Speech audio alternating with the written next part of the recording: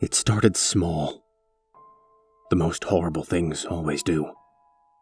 So small and so innocent. Hardly worth a second look. And most folk don't bother with that second look. They all have important business to attend to. Places to go and people to see. I was, as I'm certain you're aware, no different. It was a cold November morning where I suppose all the trouble began. A day like most any other in the life of the modern-day salaryman. A day so drab, featureless, and dull that just imagining an eternity of similar days would be enough to place you in a mental hospital.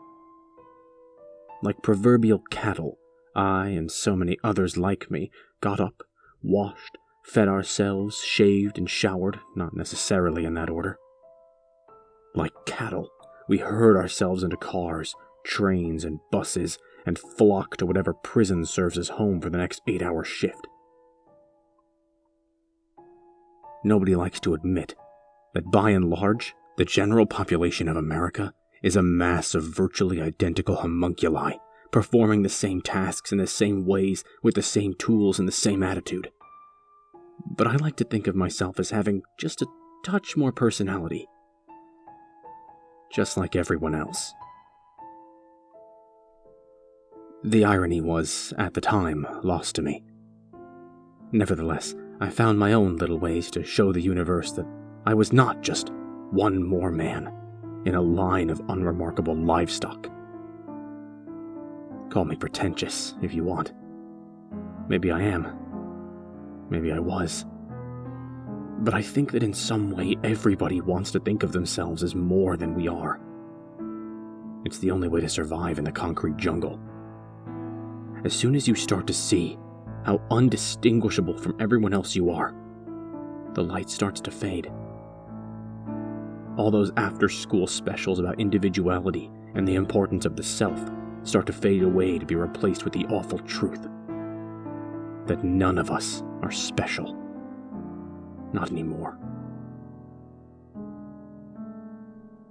I woke at precisely 6 o'clock a.m. to the sound of my clock radio, just like I had every day barring weekends since I'd moved to the big city. I was single, 32, and just beginning to come to terms with my lack of cosmic purpose. The optimism of youth was just then fading into dull monotony, a monotony which was broken up here and there by the occasional night out at the pub. One of my own small methods for setting myself apart from the masses was to fancy myself as more sophisticated than everyone else. I'm told I wasn't the only one. Apparently every dumb bastard who managed to bow and scrape his way to a diploma thinks that way. Despite all the evidence to the contrary, and my own buckling psyche, I still maintained that I was, in my own way, special. And that's why I shaved with a straight razor. It was a relic of a bygone era. A master barber's tool in an era where anyone with working electricity and $5 can give themselves a shave and a haircut. Silver-handled, with an edge grinded so fine it could split skin with just a touch. It was one of my prized possessions. And my proof that I was a cut above the common crowd. Judge me for it if you want. It hardly matters anymore. But I'm sure you have your own little something to stave off the creeping existential dread of modern living. It was during my morning shave that I noticed the bump for the first time. I was just rolling up my sleeve to get started when I saw it. Just there on the outside of my wrist. There was a tiny, tiny little bump. Like a mole or a zit. Just sitting there under my skin. Seeing it stopped me in my tracks for a moment. Long enough to wonder what it was and what had caused it before brushing it off as something to deal with later. I was a man in a hurry, with a long and busy day at the office to look forward to. I shaved quickly, with practiced and careful strokes, before toweling off and heading to get breakfast before I made my way to work. By the time I had made it out of the building to my car, I had all but forgotten the bump. I didn't think about it again until I was getting lunch later that day, when I rolled up my sleeves again to not get any pasta sauce on my shirt. There it was again, a miniature hillock just poking out from my wrist.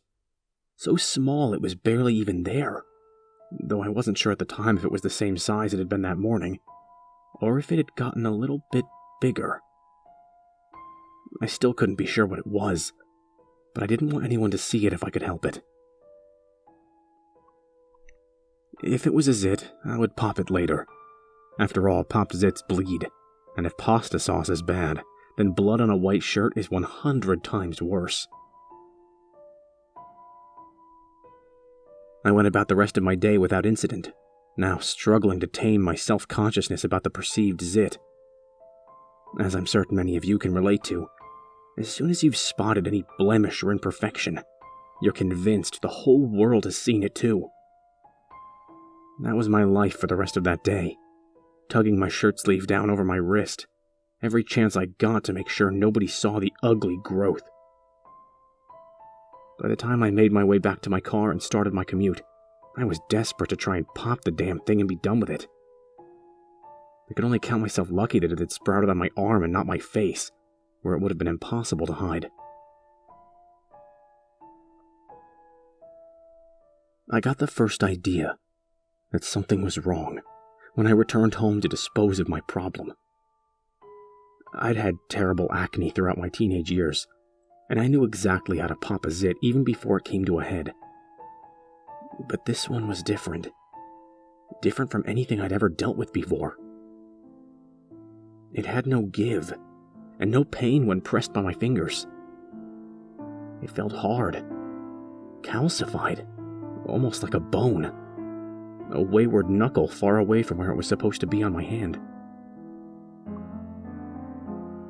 It was about then that I first felt that cold stone of fear drop into my belly. I didn't know what this was. I didn't know how to deal with it. At the time, I remember being afraid, apprehensive of what was happening beneath my own skin. I felt a shiver run down my spine, before resolving to deal with this myself. Sure, I had my company's health insurance plan to fall back on, but a trip to the hospital was the last thing I wanted right now. I'd already used up all my sick days for that period, and taking another one for something that could be nothing at all wasn't going to look good in the eyes of my superiors. Upper management would eat me alive. If this issue was to be put behind me, then I was going to do it on my own, without anyone else's help. I clenched my fist at that, and grabbed my razor from the cabinet under the sink and started cutting. It was a tiny incision, careful to just get under that bump and excise whatever it was that was growing inside my skin. I winced the moment the blood started to flow, but years of practice with my razor had at least given me a steady hand and a tolerance for the small cuts and slices that came with using such a precise instrument. Once I'd cut a slit in my wrist, just an inch long, I set down the razor. And squeezed around the lips of the cut, pursing it. Inside, I could now see the slightest hint of white. Bone. It was quick work getting the bone the rest of the way out from my hand, before wrapping my cut in gauze and rinsing the blood off of my razor. Only after I was sure that I was all right, and my pounding heart had slowed, did I take a minute to inspect the bone. A knuckle, just as I had imagined it was, sat in the palm of my hand. The why and how of what it was doing on my wrist eluded me, and the more I pondered it, the more my head hurt. I stumbled into my bedroom suddenly, feeling a bit dizzy as I struggled to figure out what could have caused this. I'd never heard of random bone growths popping up under skin before, and the idea that this could be something more serious than a one-time condition made my stomach shrivel up in fear. I don't remember falling onto my bed, and I don't remember falling asleep clutching the knuckle. But when I woke the next morning, the knuckle was the least of my worries. I woke up without the aid of my alarm, having forgotten to set it before I fainted last night. My arm felt heavy, I thought, as I rubbed sleep from my eyes with shaky hands. Something warm brushed my face. With a start, I jerked my arm away and looked at it with a combination of fascination and raw terror.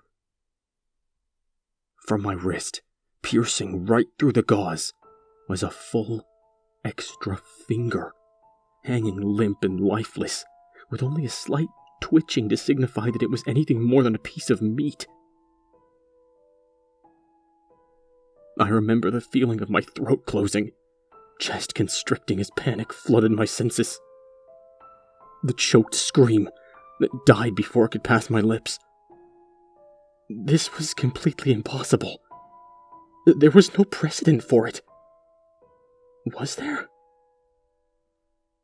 I had no time to check the internet, not with the morning dragging on and my job waiting for me. I needed to focus on something real, something tangible that made sense. My job would have to do.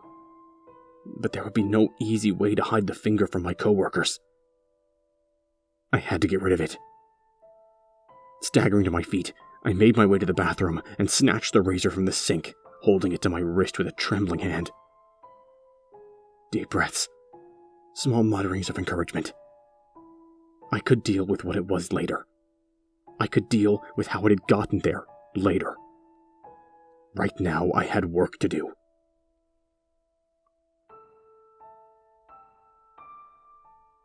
The neighbors were pounding on my door by the time I'd finished amputating the finger. I'd done my best to keep my head, but there was no way for your run-of-the-mill nobody to prepare for just how painful cutting off a finger could be. The razor was hardly the perfect tool for cutting through the tough cartilage between the knuckle and my wrist.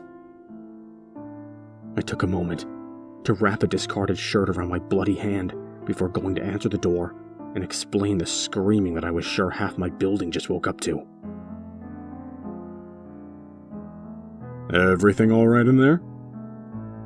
asked my landlord, standing in the hall trying to sneak a peek past me into the apartment proper. It took all of my resolve to plaster on an embarrassed smile and pretend that I wasn't in the middle of having a panic attack. "Just a nightmare, that's all. Only a nightmare. I'm really sorry, Mr. Olson." It was a flimsy excuse for my shouting, but with my injured hand stuck behind the door where nobody could see it, there was no evidence to suggest that anything was wrong. Most folks learn to put on a smile and pretend to be alright once they're adults. On the inside, I could feel my heart hammering against my ribcage. The job. Focus on getting to work, I told myself once they had all left, wrapping my entire hand in gauze until there wasn't a hint of blood visible, and I was all out of bandages. Something inside of me was wrong. Something was horribly, horribly wrong. But there was nothing I could do for now. "I need to see a doctor," I spoke aloud in my car as I pulled into the parking lot and put my car in park. I promised that I would try to book an appointment after work today, and headed inside. The day is a blur in my memory. A few coworkers here and there asked me about the gauze on my hand, but every time I was able to make up some excuse. I burned myself on the stove, or my neighbor's dog bit me. Whatever it took to take the attention off of what was happening to me. I knew that this didn't make any sense. Biologically, this couldn't be.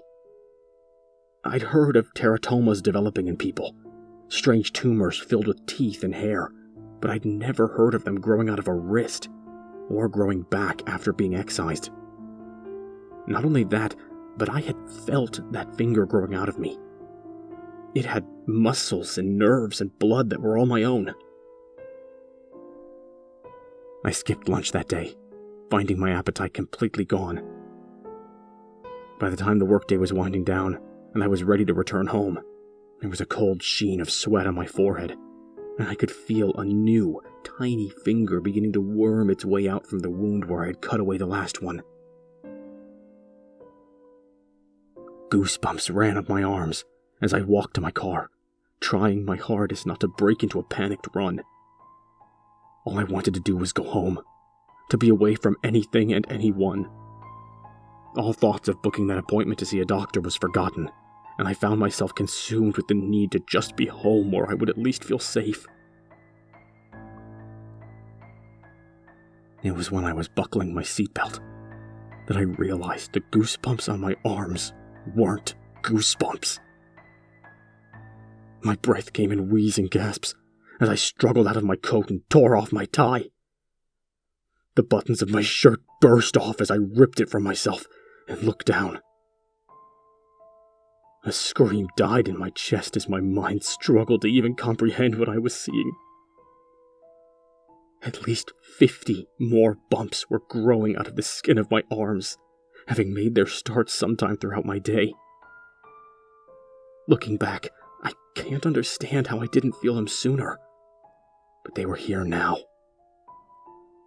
All down my arms they sprouted like little plants, some with just a knuckle, others with a little pink fingernail growing over raw red new skin. I screamed then, half naked and losing my mind in the parking lot. I had to go home. I needed my razor. I would cut these growths, these tumors off of me. I would cut and cut and cut until they were gone. I think I almost crashed my car in my mad scramble to reach my building. My memories are hazy now. I remember the bright lights of the city at night. I remember speeding along with my jacket draped over me like a shroud to hide what was becoming to me. I remember speeding along with my jacket draped over me like a shroud to hide what was happening to me. This had to be a nightmare. Some sort of terrible nightmare that I couldn't wake up from. Somehow I made it from my car to my apartment, sprinting as fast as I could up the stairs, while my heartbeat thundered in my ears. In my mind's eye, I saw the razor sitting where I had left it. I could beat this, cut away the flaws and be a normal person again. I just had to cut them off faster than they could grow back. I knew somewhere in the back of my mind that I needed a doctor, a hospital, but in my terror, the only thought in my brain was the need to get these fingers off of me. These growths, so foreign yet disturbingly familiar, sprouting out of me like so many branches of a tree, they had to be dealt with. They had to be gotten rid of, as fast as possible. Blood soaked the floor of my bathroom as I cut. Swift chops, followed by agonizing sawing motions. A towel shoved between my teeth to suffocate my screams before I could alert the whole neighborhood to my horrific mutation. The razor rose and fell, over and over, fingers and dugout knuckles littering the tile. I couldn't be bothered to pick up the remnants of shredded flesh and excavated bone, desperate to rid myself of all of this horror. For the first time in years, as I cut feverishly, I prayed to anyone who may be listening to just let me wake up from this nightmare and go back to my worthless, ordinary, and uninteresting life. In this new light, illuminated by the splashing of my blood and the muffled shrieking out of my lungs, all I could long for was a life untouched by anything other than glorious, purposeful monotony. Eventually, I shed too much of my blood. Too much to be able to think, let alone try and stand. Exhausted, and barely able to move without pain, I collapsed on the bloody tiles, and let my eyes slide shut, the razor slipping from my hand as consciousness failed me.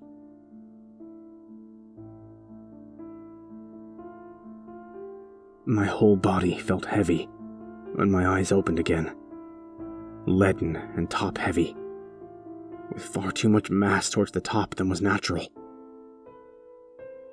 Still, my thoughts were sluggish, and it took me more than a few moments to realize that things had gotten so much worse.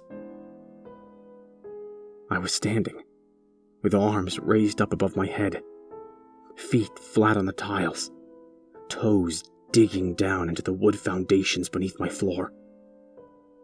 My fingers stretched across the ceiling, branching over and over into smaller and smaller tendrils of flesh and bone.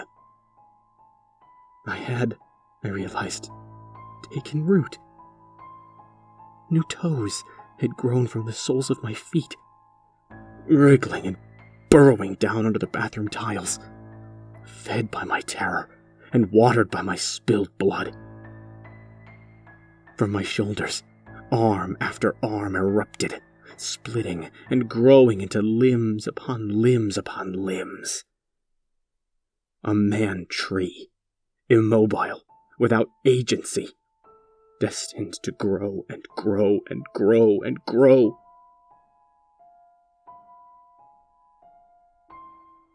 Now here I stand, as I have for nearly a month. It is, I'm certain, nearly Christmas out there in the real world. I've heard my phone ring over the weeks, knocks on the door, mail passing through the slot.